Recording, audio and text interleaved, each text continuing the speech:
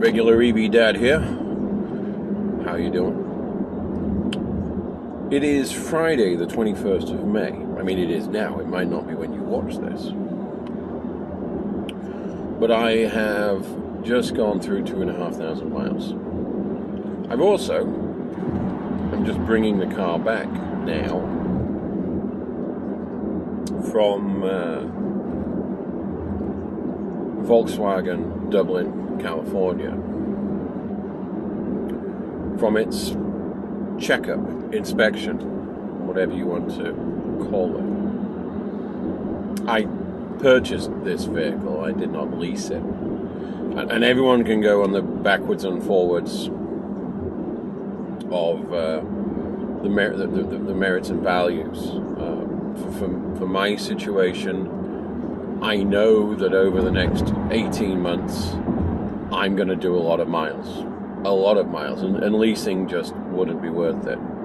Also, my tax situation, it's worth it for me to get the EV tax credits, and also the benefit of depreciation on my Schedule C because I use this for work. There's a risk, and we will see whether or not it works out. But one of the things we can all agree on is that the costs of EVs relative to maintenance are historically lower.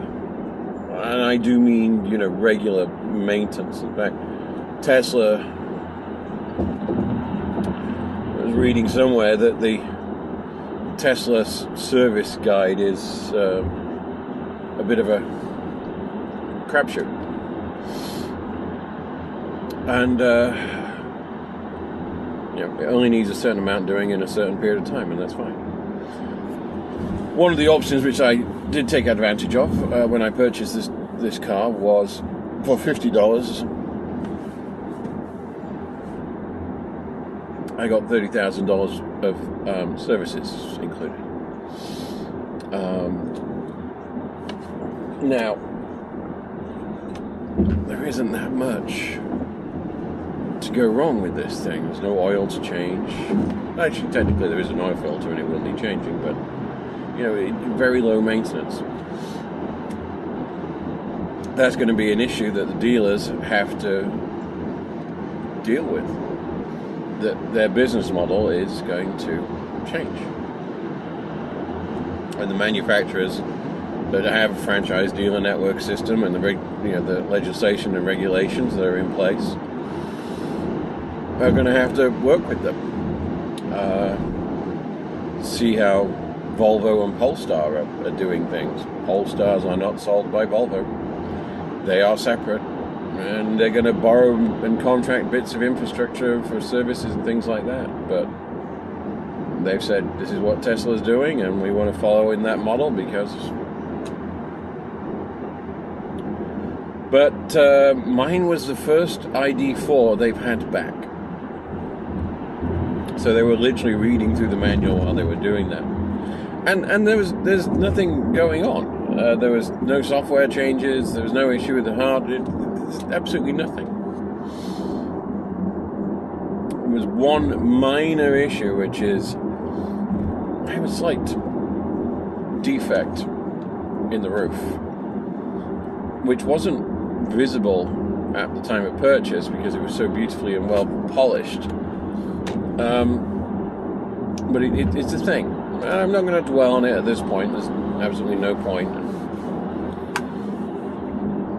That'll be the least of the issues that my car has to deal with over the next couple of months.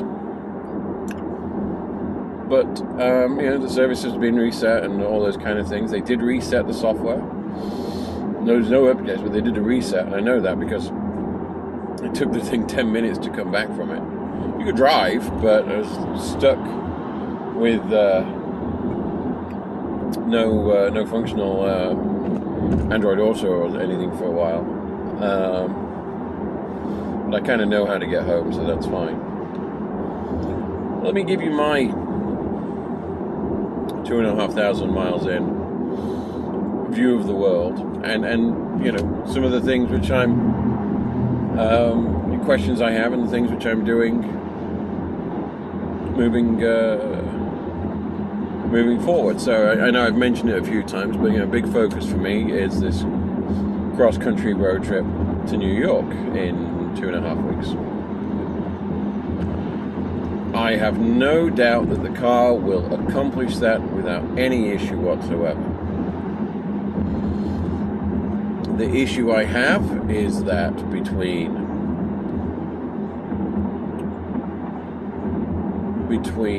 Fernley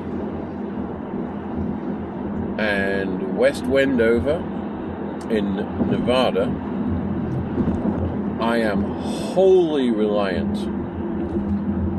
upon Electrify America with virtually no secondary systems other than Tesla destination chargers and J1772s. That's it. And to say that they are sparse is on that section of the country is an understatement. And the same again going through Nebraska. Actually, I'm saying that. Pretty much the same situation going through to Colorado.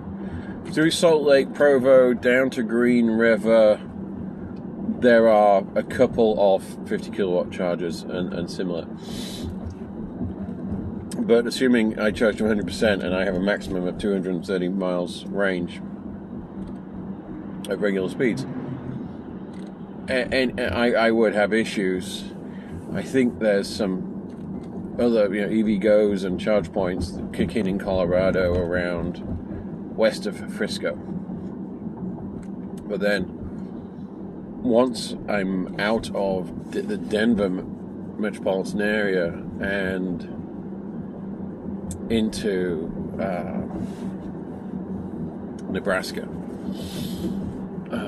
very little until Lincoln. I think Lincoln has some EVgo's. So that's the risk. I'm also doing the normal practical stuff for road trips. As a father, as a mother, you should do these things as well. But as a father, with the benefits of a patriarchal society, it is the man's responsibility to change the tires. It's also the man's responsibility to have rubber stops and the stabbing tool. I know what we call these things in England, and I cannot think what the American word is. But anyway, you need to have those. You need to know how to use them because this isn't on run flats, and going across the desert, you don't want to be stuck. In my experience, these things will temporarily fix 90% of situations. A blowout's a blowout, but slowly kind of net road now will often hit the middle 2/3. So those things have to be built in. But the vehicle,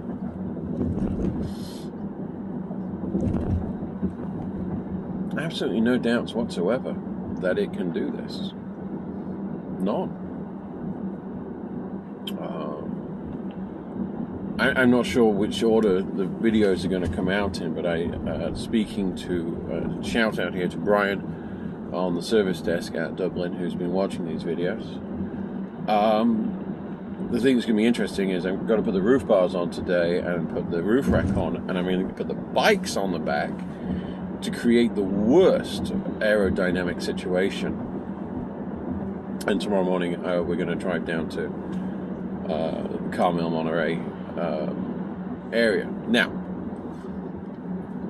we're probably going to do 150 miles. We're going to see what effect that has north and south on consumption figures. And as I said, this is a worst case scenario, which is what you should plan against. And if we use less energy, great. But it's become apparent that I will need the roof box at least between the Bay Area and Chicago. We then have another car, another van, so we'll probably just leave it behind. We'll see. But yeah, that's the car is well glued together. No major issues. I got to say, 2,500, nearly 2,600 miles in less than a month. It's gone by so quickly. It's been a pretty good shakedown. You know, trip to Klamath told us, you know, some of the worst things that can happen, and on the way back, better prepared, lessons learned. You got to bear in mind, we were only 10 minutes behind the RV on a 400-mile journey, and you know, with both of us having to stop and get and charge up, in that case, you know, put gas in. That's just phenomenal. And just shows you, you know, battery versus bladder is going to be the issue. So yeah, no concerns about the car. Concerns about, you know, the shop. Like I said, this is the first one they've had back in. They're literally reading the manual. They don't even have an electronic service guide yet with details of the fuse layouts, which is rather annoying because I really want to put some additional charging ports in here. And I'd rather not run an extension all the way from the trunk, from the cigarette lighter back there. And with all this, Bjorn had this exact same issue. So here's my, you know, frustration that's really not that big of a deal. But let's go around this truck.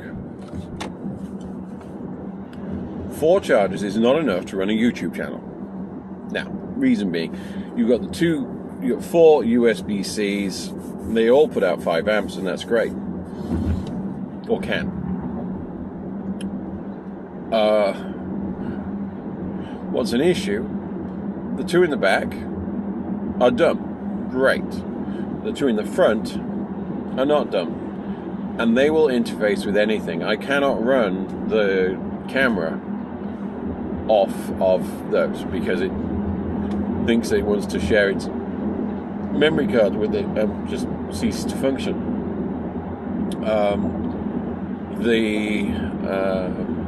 I could possibly run the phone, which because I will have 2 phones running. I'll have one plugged in for Android Auto, and this one's going to run EV Notify and a better route planner. I could tell the software in the phone to ignore the Android Auto. However, the person I'm going to be driving with, Nancy, she's going to want to charge her phone. She's made, you know, like a human being. So I do have a 20,000, what's the word I'm looking for? 20,000 milliamp battery. I have so many, like you probably, these USB charging batteries. And I wanted one with multiple USB-Cs, so I don't have to travel with a million cables. Everything needs to be interchangeable, multiple use. But, you know, Nancy is quite fair that she might want to charge her phone and or iPad and or anything else. So I may end up running an extension cable from the cigarette charger under the seat into the back, and then just using that to charge up the battery that we're using. I don't know. We'll see. We have 2 weeks to think on these things. I have ordered new cameras. A new camera. So I've been using, for the time lapse that you've been seeing, I've been using a DJI Osmo Action. And I've been very happy with the results. I'm less happy about the fact that I agree a software license that says how I can use it and they can remotely turn it off. Well, you know, black helicopters will let me know what I'm thinking later.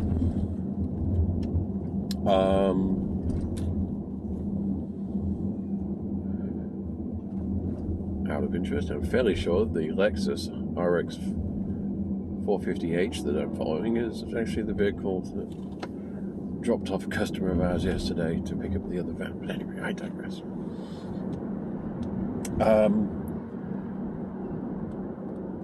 The not lack of storage. This thing has got loads of storage, but the storage isn't all fantastically usable when you're driving. So,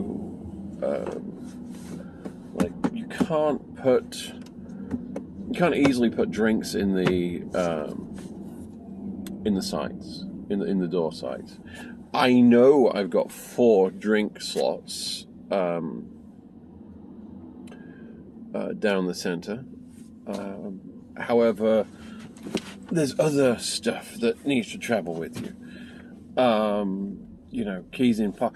I have a tile on all my keys, and I find it very frustrating that for whatever reason I keep sitting on it and setting it off, and then my phone goes off. First world problems.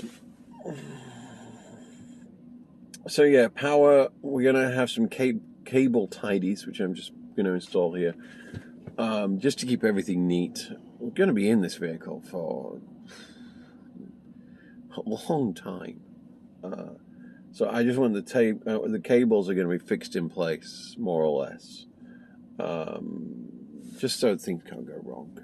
And we've got an extra. Whilst this is great with the camera, this is not a good angle, so we're going to have second camera, which will be up here. They're both going to be the DJI Osmos. Again, running multiple of the same thing, simpler, less issues. It's got one of the reasons I like it, I think it'll be good for this, is that it's got a screen front and back. So I can tell when it's recording when I'm driving. With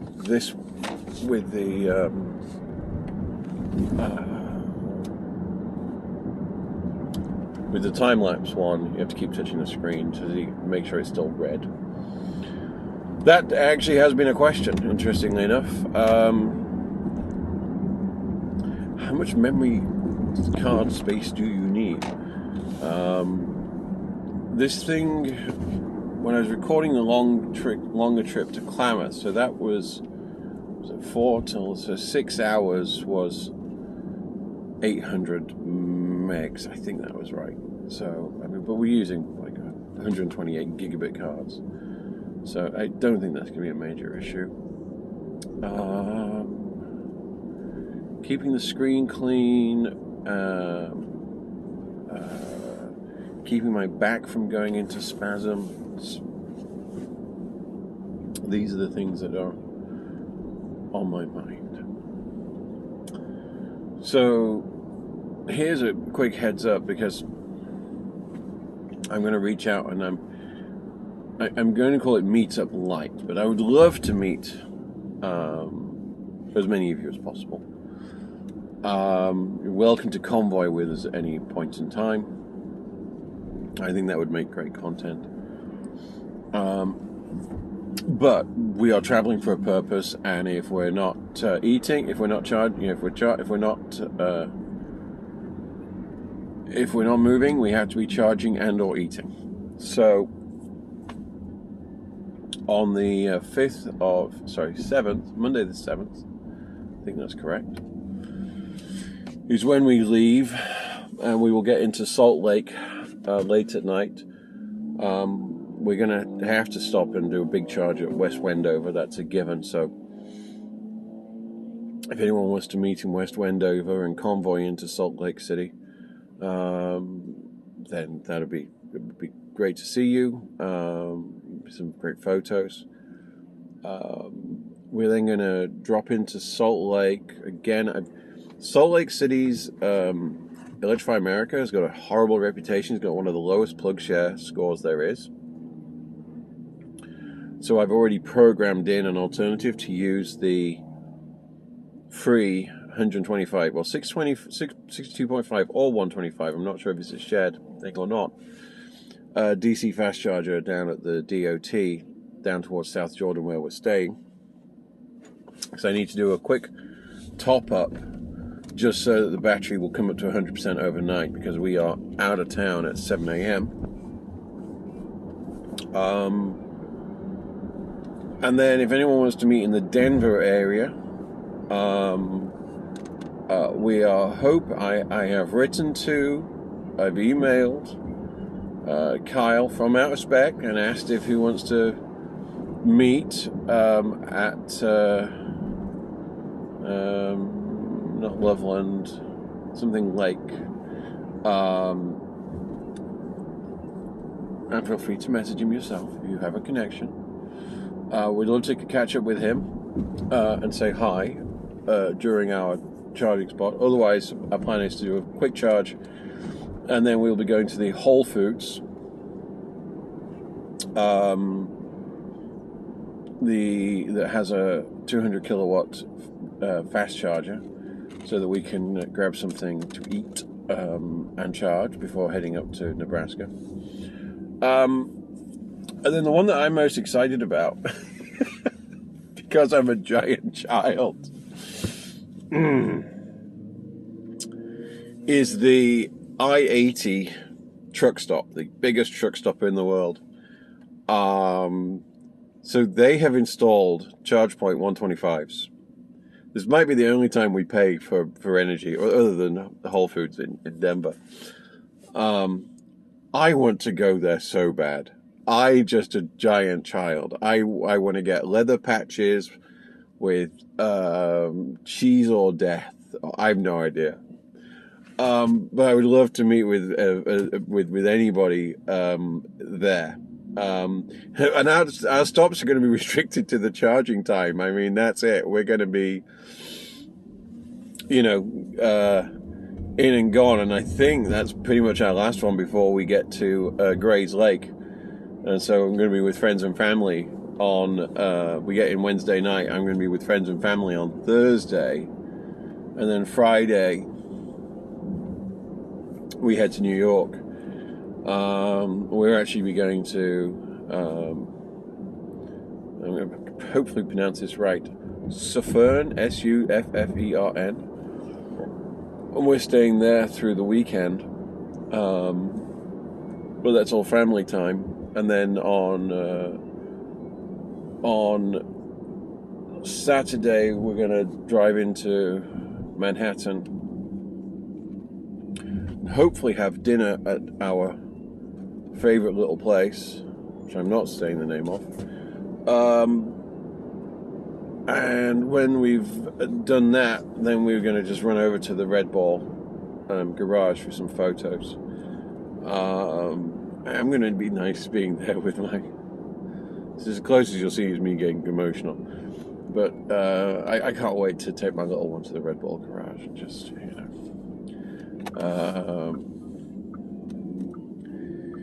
petrol heads aren't made, they're bred. and now electric heads, but whatever.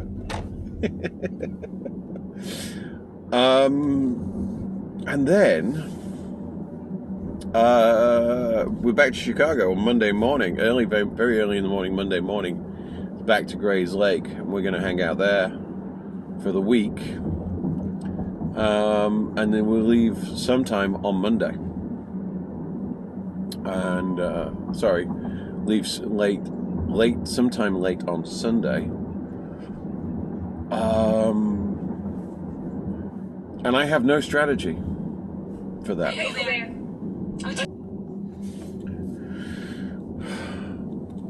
So I have no strategy for the return leg.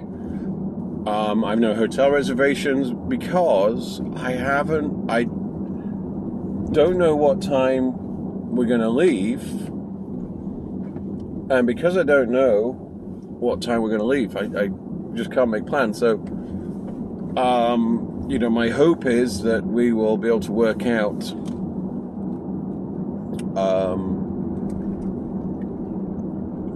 we're just going to see. That's basically as we're going to see. My my worst case scenario is we find some. I think we can probably find overnight charging in Omaha,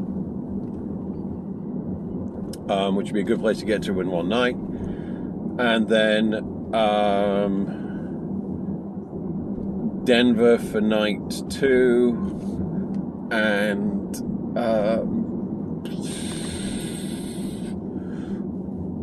Elko for night 3. And then I'm going to get home sometime on Wednesday, and then the interesting thing is I'm going to be going to Portland on the Friday, nominally to help my wife out with something, but it's possible that my comedy alter ego, Big British John, will appear. So anyway, we will see. Alright, this was a lot of information in no particular order, and God knows what it's going to be like to edit, but if you have been, thanks for watching. Please like and subscribe. Leave comments, ask questions. We're on Twitter now at RealEV. No, not RealEV. I need to come back to that. Regular EV, I think it is. Yeah. Thanks. Bye.